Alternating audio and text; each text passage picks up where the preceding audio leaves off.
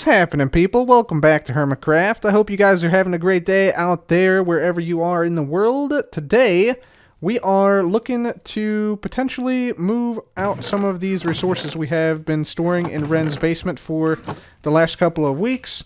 We got to actually integrate this with Ren and my area over this way underneath Giga, which, speaking of that, got some very exciting news on that front. Let's actually head out and take a look. So first of all, you'll see some stuff's changed out here. You remember this last time we built this little parkour area across there, and Ren is now currently constructing something magnificent up here. Look at him go. Look at him working away. Magnificent. So focused. He's dialed in right now. Nobody's been able to contact him for the last 12 hours. He hasn't even logged off. What a legend. Oh, we're going to see a live ender pearl. Oh, let's go. Let's do it. Bam. Easy. Yeah, he's observing. All right, anyway. Yeah, I keep on staring at Ren. Let's first of all today check out our shop, our potion shop, right underneath here. I think some people have been visiting. And we also need to add in a ender chest. Bada boom. There we go. Done. I know a lot of people were complaining that this wasn't in here in one of the previous episodes, so now it's there. And, yeah, we got a bunch of diamonds. Sweet. We take these. We take these. Beautiful. We'll take these for sure. So 16 beautiful blue diamonds right there. Put those in our ender chest, and I think the stock is still good, I hope. We'll see. Yeah, I think we're still good on stock. Very good. Speaking of Rendog, he's been quite busy here at the Giga factory. In fact, he's actually terraformed the whole backside here, so there's no longer a giant gap we have to jump down with the water bucket right there, which is fantastic. He also went ahead and made a little area under here, which is very, very nice, to help us craft Giga faster. So we got, you know, of course, the eggs, the sugarcane, the pumpkins right in there, craft them here, and then we can store them in here. And, of course, name them as well with these anvils right there. And there's additional storage in the back. In addition to that, he also made a little storage area back here, complete with our blast furnaces and our regular furnaces sort of integrated into the wall, plus a bunch of storage space. And things here are somewhat organized, I would say. Plus we got some beds and stuff here, so we can sleep whenever we need to, like right now. Don't mind if I do. So, yeah, this is a pretty awesome area, and I'd like to make something similar to this on the opposite side that can hook up to our potion brewing area, because the potion area is actually right up here, and we need to have access to this area in the back here in case, you know, number one, in case something goes wrong with the Giga redstone, but also in case we need to refill or restock, you know, some of these materials here for our potions and things. So we need to have access to these droppers, and we also need to have access to things like these dispensers to fill in more glass bottles as we sell more and more potions. Alright everybody, so we got the potion area now completed. So yeah, this is what it's looking like. So this is sort of like an area for storage and for potion stuffs. So yeah, we got all of our potions and things up here. We got our potion ingredients. We got plants and stuff. We got alternate plants that are not like saplings and flowers and leaves. Over here, we got some items that we have. We got some mob drops, and we got some tools and armor. So these were actually stuff that was outside here. Was out this way. Right in here. But we moved everything from this area down into the storage underneath of the Giga factory. So that's pretty cool. You can also see we have some decoration. We got some beds here. So yeah, we got some red beds going with the Nethewart blocks. We got some mushrooms over here. We got a blaze head, some netherrack, and we also have some of these particles coming down from the spore blossoms, which I think adds a little bit of life to the area, which is pretty cool. Of course, we do have the Nethewart themselves on the side, so we can, you know, harvest these, plant these back down pretty easily. That's how we can get some Nethewart for the potion factory and the potion shop. We got some brewing stands back here, of course. So we can brew up some individual potions if needed. Got some ender chests and some crafting tables, and yeah, it's a pretty nice little area, I think. Alright guys, so we got this room here with some potion stuffs and some Nethewart and things like that, but I really want a Nethewart farm to complement the Netherwarts we grow here. So that way we can get a lot more Nethewart if we need it, and also maybe make some Nethewart blocks. So to that effect, I've now added in a sort of dark, dingy hallway here, which is kind of mysterious. There's a little bit of particles coming over from the spore blossom still. We got this little overgrowth. We got some darker lighting, I guess, so it's not super bright, right? With the soul lanterns, which we can now do in 1.18 thanks to the lighting changes, so that allows us to be a little more creative. And I've sort of kept this dark, dingy feel for the Nethewart farm, because it makes sense, I think, that you'd have something like this be dark and like a little bit like cool, I guess. So we have like the cool lighting here, so that the Nethewart grows faster, although that's not really true. It grows at the same rate. It's not affected by light level, but it just feels right. You know, it just feels right. So we got this whole room here. This is just going to be like a complementary farm to what we got over there. And of course, this all connects up over here to this room, which is super bright. So I like sort of the contrast between this room being super bright and then this room in here being super dark, but still no hostile mobs can spawn, which is really cool. Also, if you do use sort of like this darker lighting, like with the soul lanterns, and have some dark spots, like on the ceiling, for instance, you can also have bats spawn in there. So, like, for instance, here we have a bat here, and this guy, if we get too close, of course, he'll fly around. And it provides just a little bit of, like, extra life to the build, a little extra detail, where you can have these guys spawn without hostile mobs, which was not really possible before. So, that is pretty cool, I think, personally. So he'll land up there. Yeah, there he is. Land up there. So just adds a little bit of extra life to this area, and yeah, I think it's pretty cool. So that is that, and of course, yeah, now we can basically have like a whole circle that we can go around, and yeah, go from one area to the other, and then just keep going around in a circle. Also wanted to show this ladder here does indeed lead up to where our shop is, so we can access, you know, the stuff we need to access back here. So with that, I think we're done with this area for now. So I think what we'll do now, I actually want to upgrade some of my tools. So we have some enchantments that we could put on this sword and these boots, and yeah, we just want to basically upgrade all of our stuff to max gear. Luckily, I recently went to iTrade and bought a whole bunch of enchanted books. So you can see here we got Feather Falling, Mending, Protection, Unbreaking, Depth Strider, and a whole bunch of other good enchantments. So I think it's time we upgrade our stuff here, make these tools and these pickaxes and these swords as good as they can be. And yeah, let's head to the end, get some XP, make that happen. Alright, here we are in the end, and I wanted to show you guys this. This is the Ender. I believe Jevin and Wells built this. Hopefully this is safe going down here. Yeah, nice. Very good. So here's the Enderman farm in the end. You can see all the Endermen fall straight down here, and I believe this lever, if we flick this, this should, yeah, basically accumulate the Endermen down here as they sort of cascade down. And yeah, they actually entity cram down here, it looks like. So then we just step on up and start slaying, get the XP. Very good. Okay, fantastic. So I'm going to turn this off for now. And then we also have an anvil set up over here. We got some enchanting stuff over here. So this is fantastic. The only thing that's missing, I believe, is a ender chest. So I'm actually going to contribute that right there. Always need an ender chest nearby. And then we'll get out our books and start to do some enchanting here.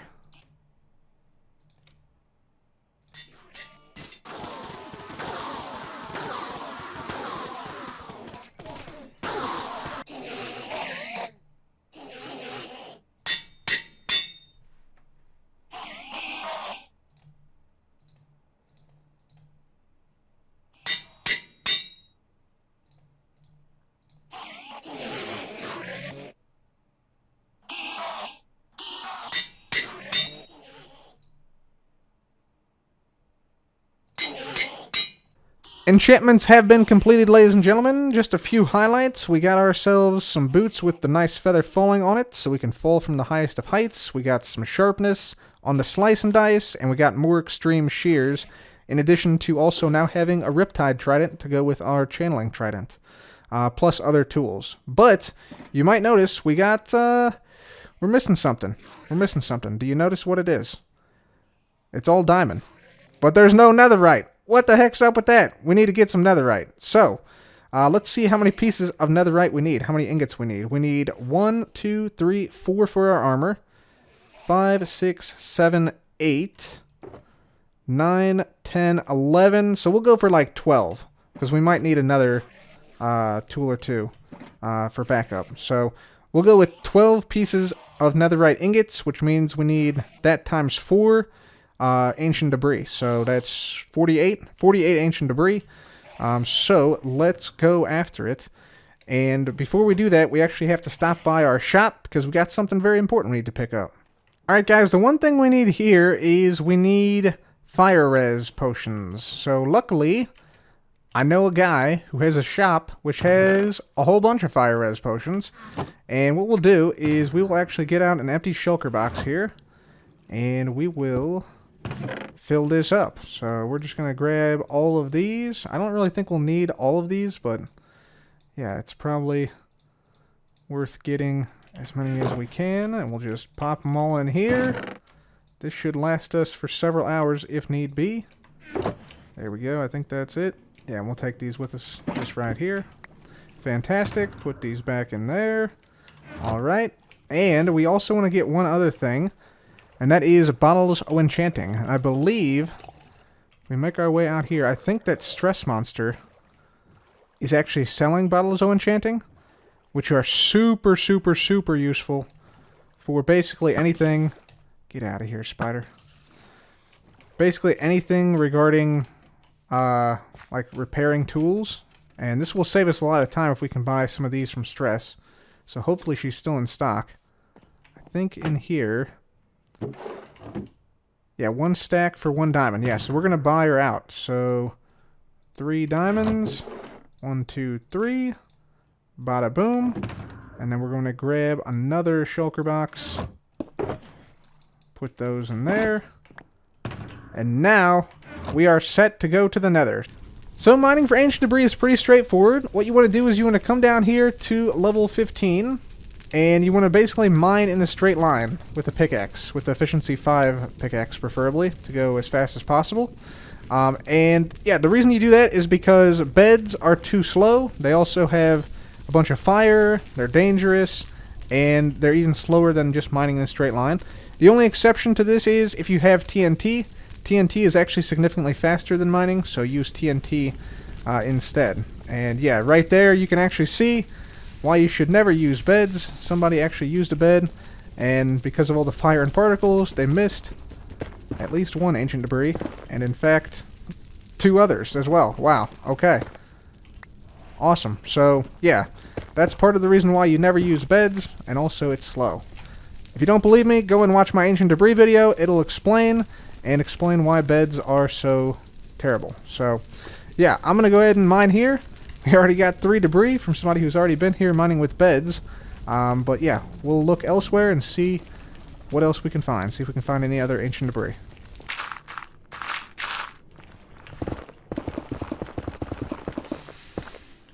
So at this point, our pickaxe is running out. We found a couple of ancient debris, and here is another one, believe it or not. Always got to check out around the area. We found 18 ancient debris thus far, and still going. And we're going to actually go this way now. But you can see, yeah, our pickaxe is low. That was pretty lucky. But we want to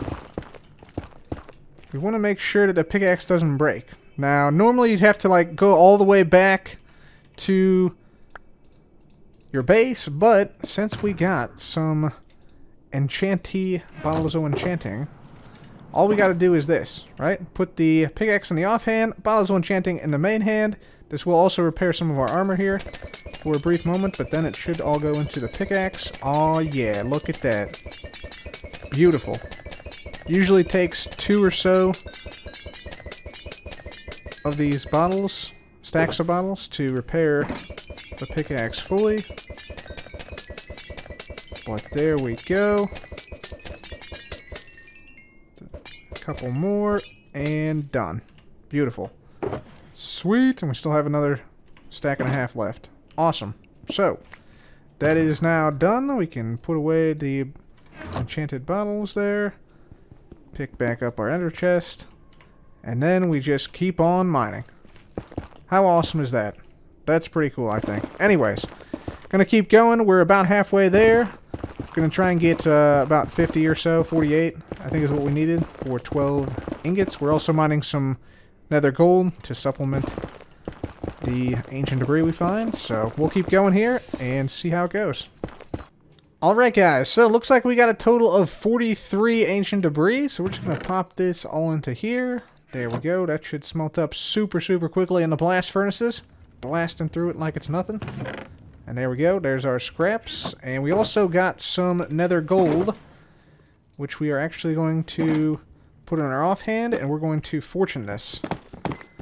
This should give us quite a bit of gold here. So give me a sec. I'll be right back. Alright, so there we go. There's some gold ingots right there. We got all of our netherite scraps in here. We can go ahead and grab 10 netherite ingots, and now we need a smithing table. So we'll take 2 of these. We'll take 1 of these. And we'll go ahead and make this happen right here. There we go. Smithing table acquired. And let's just go ahead and plop it down here. And we'll upgrade every single piece of armor and every single tool we have, like so. There we go. Silk touch pick, yes. Axe, yes. Shovel, yes. There we are, and we'll get all of our armor here, and also, let's see, this one here, I think. Yep, get the hat. So the hat will be upgraded. Pants, chest piece, and the kicks. And there we go, ladies and gentlemen. We've done it. Bum, ba, bum, bum, bum, bum, bum, bum. Sweet. Let's go. All right. And we got 1 left over, so we can use that on whatever we need to. Maybe a diamond or a netherite hoe, perhaps, or something. Or one of these other picks or something like that might work better. Like this one. Yeah, let's upgrade this one, in fact. Bada bing, bada boom, bada pow. There we go. Nice. Sweet. Alright, so we got a good amount of stuff now. So very happy about that. And with this stuff upgraded, let's see what else we're going to do today. Well guys, I've been told there's an April Fool's event occurring here on Hermitcraft this year, and to find it we need to go over to Green and Scars area, so we're just going to hop, skip, and jump across this bridge we created a while back, just like so, and then down this side, and it should be over here somewhere to the right. If we get on top of this hill, we might be able to see it, and yeah, that's it over there, I'm pretty sure, the Jester hat. Yeah, that's it right there. Let's get over there, see if we can take a look. Secret Fool sign up. Yeah, this is it right here. Alright, this works just like a Secret Santa. You sign up by placing a piece of paper in the chest and the hat with your username on it. After the 26th, the button will become available to push, and you will find out who is your Secret Fools. The goal is to prank your Secret Fools without them knowing who. If you sign up, you accept any prank. Okay, I'm in. Sign me up. Sign up is open, chest is at the back, okay, and place your paper with your name in the chest. Okay, we're in. Bada bing, bada boom, perfect, and we're in. Let's go. And with that, ladies and gentlemen, I bid you adieu. Thank you so much for watching today's episode. If you enjoyed, please leave a like, be sure to subscribe, and as always, thanks once again for watching. This has been Cub. Goodbye.